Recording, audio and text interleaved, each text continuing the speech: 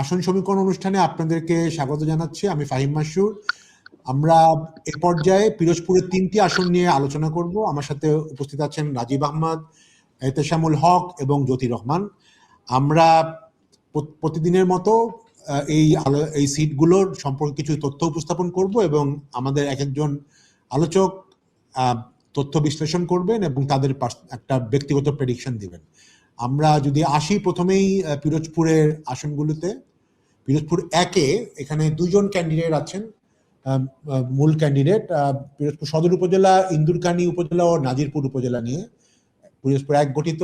এখানে 96 এবং 2000 সালে দেলাওয়ার হোসেন সাইদি প্রচুর জনপ্রিয় নেতা, জামাতের নেতা, বা উনি জামাতের নেতা যেরকম ছিলেন, একজন ইসলামী বক্তা হিসাবেও আরো বেশি পরিচিত ছিলেন।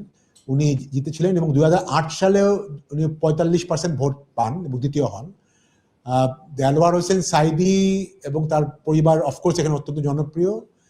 এই আসনে ওনার ছেলে মাসুদ সাইদি সরাসরি এবার নির্বাচন করছেন। ওনার আরেক ছেলে পিরোজপুর 2-এ নির্বাচন করছেন। তো এই আসনে বিএনপির প্রার্থী আলমগীর হোসেন। কিন্তু 96 সালের পরে আলমগীর হোসেন বা বিএনপি এই আসনে কোনো নির্বাচনে অংশ নেননি, কারণ সবসময় জোট প্রার্থী হিসাবে দেলাওয়ার হোসেন সাইদি জোট প্রার্থী ছিলেন। তো রাজীব, আপনার কি মনে হয় যে দেলাওয়ার হোসেন সাইদির পরিবারের জনপ্রিয়তায় মানে খুব ইজিলি এই আসনে জামাত জিতবে? ধন্যবাদ। শুরুতে মনে হচ্ছিল যে এই আসনটা খুবই ইজিলি দেলাওয়ার হোসেন সাইদির ছেলে মাসুদ সাইদি জিতবে, কিন্তু নির্বাচনটা এখন আর খুব ইজি নাই। কারণ আগে কথা ছিল যে জাতীয় পার্টির মুস্তফা জামাল হায়দারকে ছেড়ে দেওয়া হবে। তো মুস্তফা জামাল হায়দার 1 বছর যাবত ওই এলাকায় প্রস্তুতি নিচ্ছিলেন, কিন্তু তারেক রহমান দেশে আসার পরে পরিস্থিতিটা চেঞ্জ হয়েছে। কারণ মুস্তফা জামাল হায়দারকে নমিনেশন দিলে ওই আসনটা আসলে জামাতকে গিফট করা হইতো। তো এখানে একজন স্ট্রং ক্যান্ডিডেট দরকার, এই জন্য আলমগীর সাহেবকে দেওয়া হয়েছে। আপনার আবার আরেকটা সমস্যা যেটা হচ্ছে, পিরোজপুরে কিছু অনাকাঙ্ক্ষিত ঘটনার কারণে পিরোজপুর জেলা কমিটি বিলুপ্ত করা হয়েছিল। আলমগীর সাহেবের পদটা সব চলে গেছিল, কিন্তু উনিও লোকালি স্ট্রং লিডার। এই কারণে ওনার এইসব পুরনো যেসব ঘটনা, মানে 5 আগস্টের পরবর্তী যেসব ঘটনা, সেগুলো ভুলে আবার ওনাকে ক্যান্ডিডেট করা হয়েছে মাসুদের সঙ্গে ফাইট টু ফাইট, মানে নেক টু নেক লড়াইয়ের জন্য।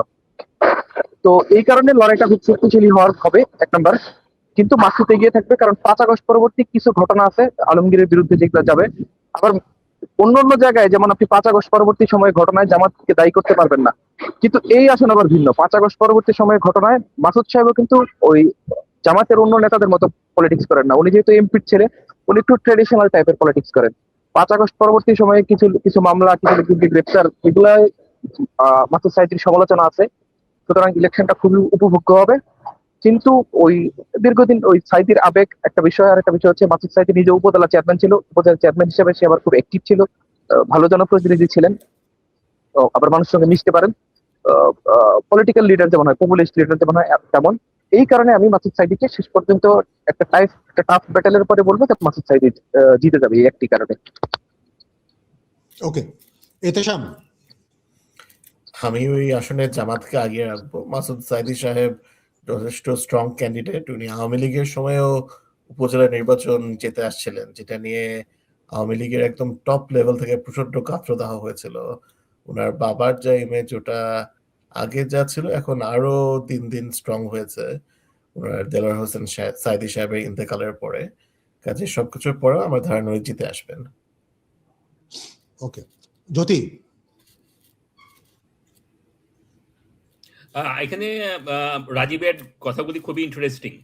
আমি প্রথমে প্রেডিকশনটা বলি। প্রেডিকশনটা এখানে মাসুদ সাইদি সাহেবই জিতে আসবেন, জামাত এখানে জিতে আসবে। জামাত যদি এটাতে না জিততে পারে, জামাত যদি এই আসনে না জিততে পারে, তাহলে আমি দেখি না যে জামাত কিভাবে আপনার একটা মানে স্ট্রং অপোজিশন বা সরকারে যাওয়ার মতো মানে বড় দল হিসেবে ইয়ে করতে পারে। কাজে এটা জামাত জিতে আসবে, সেটাতে আমার কোনো সন্দেহ নেই। ইন্টারেস্টিং জিনিস সেটা হচ্ছে, যেটা রাজীব যেটা বলছিলেন, সেটার ব্রডার ইমপ্লিকেশনটা হচ্ছে এই যে জামাত যেটা ট্র্যাডিশনালি ছিল একটা ক্যাডার ভিত্তিক, আদর্শ ভিত্তিক দল, সেখান থেকে জামাত চেষ্টা করছে একটা ম্যাস পপুলার পার্টি। মানে জামাতের বড় হওয়ার পূর্ব শর্ত হচ্ছে ওই ট্রানজিশনটা করা। এবং এই ট্রানজিশনটারই মানে রাজীব যেটা বললেন, যেরকম যে আপনার মাসুদ সাহেবের বিরুদ্ধে যে অ্যান্টি ইনকামবেন্সি ফিলিং বা মানে উপজেলা চেয়ারম্যান, পপুলিস্ট লিডার বা এইসব যে এই জিনিসগুলি, সেই জিনিসগুলি কিন্তু আসলে ম্যাস পলিটিক্স। অন্যান্য জায়গাতে জামাতের যারা স্ট্রং ক্যান্ডিডেট, তারা হচ্ছে আপনার যেমন পরোয়ার সাহেব, উনি 91-এ প্রথম জামাতের হয়ে ওখানে ফাইট করেছিলেন খুলনা 5-এ, হ্যাঁ, এবং তার আগে শিবিরের ছিলেন এন্ড সো অন। মাসুদ সাহেব কিন্তু সেরকম না, উনি হচ্ছেন ওই বিএনপির নেতারা যেরকম সেরকম, মানে আপনার জননেতা। সো দ্যাট ইজ আমার ইন্টারেস্টিং অবজার্ভ, মানে রাজীবের কথাটার, মানে আমি যেটাকে বলছি আর কি, রাজীবের কথাটার প্রেক্ষিতে আমি এটাই বলি যে জামাতের বড় হতে হলে, মানে ক্যাডার ভিত্তিক দল থেকে, আদর্শ ভিত্তিক দল থেকে ম্যাস পপুলার পার্টি হতে গেলে পরে মাসুদ সাহেবের মতো বহু লোক লাগবে, বহু লোক লাগবে, এবং তারা আসবে এই আসনটাতে জামাত। ওকে, এই আসনে জামাত। আমার আপনার তিনজনের সাথে আমিও একমত হব। আসলে দেলোয়ার হোসেন সাঈদী মানে আসলে মানে সারা দেশেই কিন্তু অনেক জনপ্রিয়, এবং আমার দেখা মতো অনেক বিএনপির লোকও সাপোর্টারও দেলোয়ার হোসেন সাঈদীর ভক্ত। তো সেই ক্ষেত্রে ওনার নিজের আসনে একটা ইমোশনাল ফ্যাক্টর আছে। নট অনলি দ্যাট, এখানে জাস্ট একটু বলি, সাঈদী সাহেব যখন ইন্তেকাল করেছিলেন তখন তারেক রহমান সাহেব লন্ডন থেকে সোশ্যাল মিডিয়াতে সেটা অ্যাকনোলেজ করেছিলেন। হ্যাঁ, তো সেটা আসলে মানে হয়তো দলের ঊর্ধ্বেই উনি পপুলার। তো সেই অর্থে আমার কাছে মনে হয় যে আর অন্য কিছু না হোক, একটা ইমোশনাল ব্যাপারেও তো এলাকার লোক ওনার ছেলেকে নির্বাচন করার ব্যাপারে বেশি আগ্রহী হবে। তো আমিও এই আসনে ওনাকে এগিয়ে রাখছি। তো পিরোজপুর 2 এখানেও ইন্টারেস্টিং, কারণ এখানে ওনার আরেক ছেলেকে নমিনেশন দিয়েছে জামাত, শামীম সাঈদী। আমি জানি না ওনার মানে কোন ছেলে বড় বা কোন ছেলে ছোট। তো বাট এখানে বিএনপিরও ক্যান্ডিডেট আছে, একজন বিদ্রোহী ক্যান্ডিডেট। বিএনপির অফিসিয়াল ক্যান্ডিডেট হচ্ছে আহমেদ সোহেল মঞ্জুর। উনি সাবেক প্রতিমন্ত্রী প্রয়াত নুরুল ইসলাম মঞ্জুর ছেলে। উনি কিন্তু 2008 সালে 30% ভোট পেয়েছিল, এবং এখানে স্বতন্ত্র প্রার্থী মাহমুদ হোসেন আনোয়ার। এই আসনে কিন্তু সবসময় আনোয়ার হোসেন মঞ্জু জাতীয় পার্টির খুব মানে পরিচিত নেতা। পরে জাতীয় পার্টি থেকে উনি ভাগ হয়ে নিজে জাতীয় পার্টি মঞ্জু নামে যে দলটি, তো সেখানে উনি এবার কথা ছিল যে উনি নিজেই এবার ইলেকশন করবে, বাট উনি করছেন না। বাট ওনার এক মানে চাচাতো ভাই ইলেকশন করছে, মাহমুদুল হোসেন আনোয়ার, কিন্তু উনি আবার বিএনপিতে ছিলেন, তো বাট বিএনপি তাকে বহিষ্কার করেছে। এখন এই আসনে জামাত 96 সালে 10% ভোট পেয়েছিল। তবে এখানেও দেলোয়ার হোসেন সাঈদীর জনপ্রিয়তাকে জামাত কাজে লাগানোর চেষ্টা করাই স্বাভাবিক। তো এখানে কি ত্রিমুখী প্রতিদ্বন্দ্বিতা হবে? রাজীব, আপনার কি ধারণা? রাজীব, আপনি কি আমার কথা শুনতে পাচ্ছেন? সাঈদী তো এই এলাকার এমপি ছিলেন বেসিক্যালি। পরে আসন ডিলিমিটেশনের কারণে ওনার এক উপজেলা চলে গেছে 1-এ, আরেক উপজেলা 2-এ। তো এই আসনটাতে বিএনপির জন্য মোটামুটি একটা ইজি ফাইট ছিল, কিন্তু এখানে আনোয়ার হোসেন মঞ্জুর 2 ভাই নির্বাচনে দাঁড়িয়ে গেছে। একজন বিএনপি থেকে, একজন বিএনপি করতেন, আরেকজন আওয়ামী লীগ করতেন। দুইজনই নির্বাচনে দাঁড়িয়েছেন। আনোয়ার আর একজন মাহমুদ, দুইজনে দাঁড়িয়েছেন। মাহমুদ হচ্ছে ভিপি মাহমুদ, পিরোজপুর সরকারি কলেজের ভিপি ছিলেন। তো উনি লোকালি বেশ পপুলার নেতা। বেশ পপুলার বলতে মানে এরকম না মানে জিতে যাবেন, ওনার প্রভাব আছে লোকালি। তো নির্বাচনটা বহুমুখী হয়ে যাওয়ার কারণে শামীম সাঈদীর জন্য নির্বাচনটা সহজ হয়ে গেছে। তো এই আসনটা এইসব কারণে শামীম সাঈদী বেরিয়ে যাবে। ওকে, আবার শামীম সাঈদী কিন্তু মাসুদ সাঈদীর মতো তো পপুলিস্ট নেতা না, ওইরকম অরেটর না, ওইরকম বক্তৃতা করা, লোকজন গ্যাদার করা, জনসমাবেশ করা, ওইরকম নেতা না। উনি 2018 সালে বড় শামীম, বড় কে? আচ্ছা, শামীম সাঈদী। আচ্ছা, ওকে। এতেশাম, আপনি বলেন। আচ্ছা, আমি এখানে বিএনপি ক্যান্ডিডেট ব্যাপারে একটু বলি। আহমেদ সোহেল মঞ্জুর সাহেব হলো নুরুল ইসলাম মঞ্জুরের ছেলে। নুরুল ইসলাম মঞ্জুর কিন্তু বিএনপির না, উনি ছিলেন আওয়ামী লীগের মুজিব সরকারের প্রতিমন্ত্রী, এবং তারপর ওনাকে জেল হত্যা মামলার আসামি করা হয়েছিল। উনি এই মুজিব সরকারের পরে 15 আগস্টের পরে মোশতাক সরকারেও জয়েন করেছিলেন, ওখানে প্রতিমন্ত্রী ছিলেন। তো ওনার ছেলে এবার তারপর উনি এখানেও ইলেকশন করেছিলেন বিএনপির হয়ে। তো ওনার ছেলে বিএনপির হয়ে দাঁড়িয়েছে, এবং রেবেল ক্যান্ডিডেট এই রাজীব ভাই যেরকম বললেন, আনোয়ার হোসেন মঞ্জুর কাজিনরা দাঁড়িয়েছে, এবং আনোয়ার হোসেন মঞ্জুর যে ভোট ব্যাংক ছিল তারা ওখানে একটু কাটাকাটি করে ফেলবে। তো সব মিলে আমিও এখানে সাঈদী সাহেবকে আগে রাখবো। ওকে, তাহলে দুজন জামাতের ক্যান্ডিডেটকে এগিয়ে রাখছেন। জ্যোতি? আমিও তাই, যেহেতু এখানে আপনার মানে 3-ওয়ে 4-ওয়ে ফাইট হচ্ছে, আপনার জামাতের মানে 3-4-ওয়ে ফাইট হলে পরে তো আপনার 25-30% ভোটে জিতে যাওয়া যায়, এবং এইটুকু বোধহয় শামীম সাইদি সাহেব পাবেন ওকে, এবং জামাত। এই আসনে আসলে আনোয়ার হোসেন মঞ্জু, আমি নিশ্চিত না যে আনোয়ার হোসেন মঞ্জু নিজে কতটুক ওনার ওয়েট ওনার ভাতিজার সরি ওনার চাচাতো ভাইদের দিবে, বাট মানে বোঝা যাচ্ছে যে অফকোর্স একটা তো ইনফ্লুয়েন্স থাকবেই। তো আমারও মনে হচ্ছে যে এর বেনিফিটটা আসলে আলটিমেটলি জামাতের দিকেই যাবে। তো আমিও আপনাদের সাথে একমত হচ্ছি যে এখানে হয়তো মার্জিনাল ভোটে হলেও কম ভোট, কম্পারেটিভলি কম ভোট পেয়ে হলেও জামাতের ক্যান্ডিডেট জিতে যাবে। এবং এটা ইন্টারেস্টিং হবে যদি দুই ভাই সাইদি সাহেবের দুই ছেলেই দুজনই জিতে আর কি। সো বাংলাদেশের আমি জানি ইতিহাসে বাংলাদেশের সংসদ ইতিহাসে এরকম ছিল কিনা যে একই সাথে দুই ভাই কোনো সংসদীয় আসন থেকে জিতছে আর কি। সালাউদ্দিন কাদের হ্যাঁ, চৌধুরী এবং সালাউদ্দিন চৌধুরী, গিয়াস কাদের, তারপরে কামাল ইবনে ইউসুফ, আকমল ইবনে ইউসুফ। আচ্ছা, very interesting, very interesting. Pirojpur 3 হচ্ছে মঠবাড়িয়া উপজেলা। এইখানেও ত্রিমুখী ফাইট হওয়ার সম্ভাবনা আছে। মানে যেটা দেখা যাচ্ছে যে রুস্তম আলী ফারাজি উনি বেশ জনপ্রিয় লোকাল নেতা, কিন্তু এমন কোনো পার্টি নেই যেখান থেকে উনি ছিলেন না। উনি জাতীয় পার্টি ছিলেন, বিএনপি ছিলেন, স্বতন্ত্র ছিলেন, আওয়ামী লীগের মধ্যে ছিলেন না কখনো। তো উনি নিজেই দাঁড়িয়ে গেছেন এবার, এবং উনি কিন্তু 2008 সালে স্বতন্ত্র হিসেবে তিনি বিএনপি থেকে বেশি ভোট পেয়েছেন, অতএব যথেষ্ট ব্যক্তিগত পপুলারিটি ওনার আছে। এবং বিএনপির প্রার্থী রুহুল আমিন দুলালকে দল থেকে গত বছর বহিষ্কার করা হয়েছিল, এবং এক্ষেত্রে দলীয় বেশ ভালো কোন্দল আছে। তো এই আসনে জামাতের ভোট খুব কম, তো এটা হতে পারে যে এই আসনে বিএনপির সাথে রুস্তম আলী ফারাজি সরাসরি প্রতিদ্বন্দ্বিত হবে। রাজীব, আপনার কাছে কি মনে হয় জামাত কি এই আসনে, এই আসনে জামাতের প্রার্থী নেই, আমি ভুল বলছি, জামাতের প্রার্থী নেই, এখানে এই আসনে এনসিপির একজন প্রার্থী আছে। আচ্ছা, বাট তিনি খুব একটা পরিচিত না।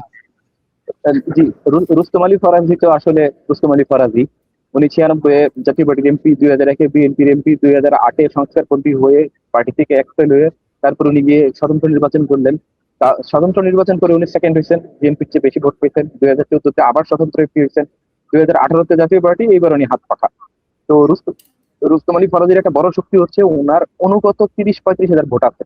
উনি যেদিকে যায় সেই ভোট ওইদিকে যায়। আবার একটা মজার বিষয় হচ্ছে 2024 সালের যে নির্বাচন হয়েছে সেই নির্বাচনে কিন্তু উনি জাতীয় পার্টির মনোনয়ন পান নাই।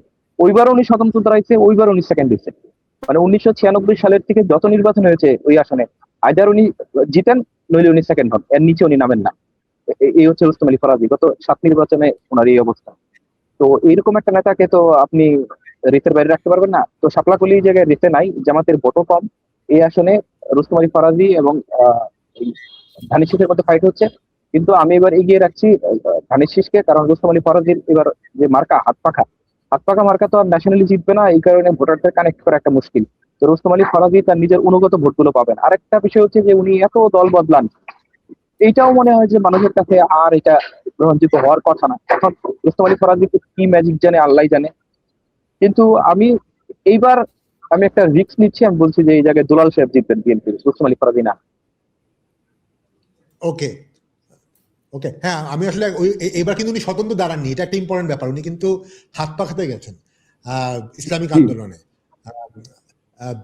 এতে হয়তো ইসলামী আন্দোলনের এই আসলে উল্লেখযোগ্য ভোট আছে, ওনার পার্সোনাল ভোট আছে। তো দুইটা মিলাইলে ওনার হয়ে যাওয়ার কথা, কিন্তু এইখানে অন্যরা তো জামায়াত এনসিপি সবই দুর্বল। তো এই কারণে আমার কাছে মনে হচ্ছে যে এই জায়গাটায় ধানের শীষ বেরিয়ে যাবে। আবার দুলাল সাহেবেরও 5 আগস্টের পরে কিন্তু এন্টি ইনকামমিতির বিষয় আছে, বহিষ্কার হয়েছিলেন। তো এই আসলে আমি এক্সটেন্ড করা যায় যে একটা জেলায়, তারপরে আমি এইবার বাজিটা ধরতেছি বিএনপির পক্ষে। ওকে, এতেশাম, আমি এটার জন্য আমার ফাইলগুলো দেখতে দেখতে এই প্রেস বিজ্ঞপ্তিটা পেলাম। এটা দেয়া হয়েছিল 12 সেপ্টেম্বর 2024। মানুষকে হুমকি, ভয়ভীতি প্রদর্শন, নীতি ও আদর্শ পরিপন্থী কর্মকাণ্ডে লিপ্ত হওয়ায় রুহুল আমিন দুলালকে দল থেকে বহিষ্কার করা হয়েছে। তো আপনি বুঝেন 5 অগস্ট থেকে এমন শুরু করেছেন যে 12 সেপ্টেম্বরে উনাকে বের করে দেওয়া হয়েছে। এবং রাজীব ভাই যেটা বললেন যে ফরাজি সাহেবের নিজের কারিজমা প্লাস হাত পাখা, তো আমি এখানে ফরাজি সাহেবকে আগে রাখবো। ওকে, জ্যোতি। আমিও এখানে আসলে রাজীবের সাথে দ্বিমত করছি। রাজীবের সাথে দ্বিমত করা তো আর কি আপনার ইট টেক্স গাটস, বিকজ উনি মাসের খবর দিচ্ছেন, আমরা বাইরে থেকে মানে ইন্টারনেটের খবর দিচ্ছি। কিন্তু আপনার ফরাজি সাহেব ইজ এ আর কি আপনার মানে ওই প্রবীণ জননেতা বলতে যেটা বোঝায় সেটা। হ্যাঁ, আর দুলাল সাহেবের ইমেজ তো ক্যানট বি গুড। মানে যাকে আপনার 2024-এর সেপ্টেম্বরে পার্টি থেকে আপনাকে সাসপেন্ড করতে হয় ওই এক মাসের মধ্যেই, তার অবস্থা সে মানে ওই অ্যান্টি ইনকামবেন্সি ফিলিং আমরা দেশের বিভিন্ন জায়গাতে বিএনপিকে মার্কডাউন করেছি যে অ্যান্টি ইনকামবেন্সি ফিলিং এর জন্য। তো এটা সবকিছু মিলে আমার মনে হয় যে ফরাজি সাহেব এটাতে আপনার হাত পাখা মানে ইসলামী হাত পাখা মানে তো ইসলামী আন্দোলন, তাই না? তো ইসলামী আন্দোলনের এই ইসলামী আন্দোলনের পক্ষে যাবে। ওকে, আচ্ছা, আমি আমার প্রেডিকশন দেই। আমিও আসলে এই ক্ষেত্রে রাজীবের সাথে একটু দ্বিমত করছি। আমার কাছে মনে হয় ইসলামিক আন্দোলনের ভোট একেবারে নেই তা না। মানে মানে আমরা যখন বিভিন্ন সার্ভে আগে করেছি আমরা কিন্তু দেখেছি যে কান্ট্রি ওয়াইড তাদের 3-4% মতো ভোট ছিল, এবং এটা এই সাউথ বেঙ্গলে কিন্তু কম্পারেটিভলি একটু বেশি। তো সেই জায়গাতে ইসলামিক আন্দোলনের একটা ভোট তো উনি পাবে এবার। এবং যেটা নর্মালি হয়, অন্যান্য যারা রাজনৈতিক দল তাদের প্রচুর পয়সা খরচ করতে হয় এই মানে ফিল্ড ওয়ার্কার বা লোকজন জোগাড় করতে, সেটা কিন্তু ইসলামিক আন্দোলনের একটা বড় স্ট্রাকচার কিন্তু আছে। জামাতের মতো তাদের স্ট্রাকচার কিন্তু মানে বেশি স্ট্রং। এবং আরেকটা হচ্ছে আমার ধারণা যদিও রিসেন্টলি জামাত এবং ইসলামিক আন্দোলনের মধ্যে এক ধরনের আসন ভাগাভাগি এবং তারা জোট থেকে বাইর হয়ে গেছে, কিন্তু এই আসনে যেহেতু জামাতের প্রার্থী নেই, আমার ধারণা এই আসনে যতটুকুই জামাতের সাপোর্টার আছে ওনারা হয়তো বিএনপিকে ঠেকানোর জন্য হলেও ফারাদি সাহেবকে, যেহেতু এনসিপিকে দিয়ে আসলে খুব একটা লাভ হবে না, হয়তো ফারাদি সাহেবকে এই ভোটটা ওনারা স্ট্র্যাটেজিক ভোট হিসেবে দিবে। তো ওনার ফারাদি সাহেবের পার্সোনাল ভোট, ইসলামী আন্দোলনের একটা মানে পকেট ভোট অ্যান্ড জামাতের ভোট, এই তিনটা আমার কাছে মনে হয় যে হয়তো ফারাদি সাহেবকে একটু এগিয়ে রাখবে। তো ওই অর্থে আমিও আসলে জ্যোতি এবং এতেশামের সাথে একমত হয়ে আমি ফারাদি সাহেবকেই এগিয়ে রাখছি। তো আমরা তাহলে এই তিনটা ভাই, আমিও কিন্তু ফারাদি সাহেবকে এগিয়ে রাখছি গত 7 বারের ট্র্যাক রেকর্ডের কারণে। গত 7 বারের মধ্যে 4 বার জিতেছেন, 3 বার সেকেন্ড হয়েছেন। ওনার পার্সোনাল 30-35 হাজার ভোট আছে, এটা নিয়ে কোনো সন্দেহ নেই। কিন্তু একটা বিষয় যেটা হচ্ছে যে এই ক্ষেত্রে আমার কিন্তু একটু বায়াসনেস আছে যে একজন লোক বারবার দল বদলায়, ওই এলাকার মানুষ কি বিরক্ত হয় না? বাংলাদেশের দল বদলানো মনে হয় না ভোটাররা খুব বেশি খারাপ চোখে দেখে, আমি জানি না।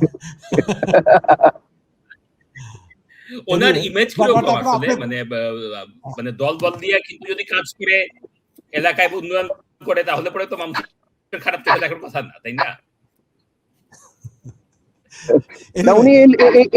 উনি এই লজিকই দেয় যে আমি কাজ করলেই তো হইলো, দল কি এটাতে কি করবা। রাজীব, আপনি কি ফাইনালি কি এখনো ধানের শীষকে আগায় রাখবেন নাকি ফারাদি সাহেব? না, রুস্তম আলী ফারাদিকে। ও আচ্ছা, তাহলে আপনিও দল বদল করলেন না। তাহলে আমরা চারজনই আসলে মানে ভালো আলোচনা হলো, চারজনই তাহলে আমরা ফারাদিকে এগিয়ে রাখছি। তো আমার মনে হয় পিরোজপুরে আসলে আমরা 3টা আসনেই, একটা আসনে আসলে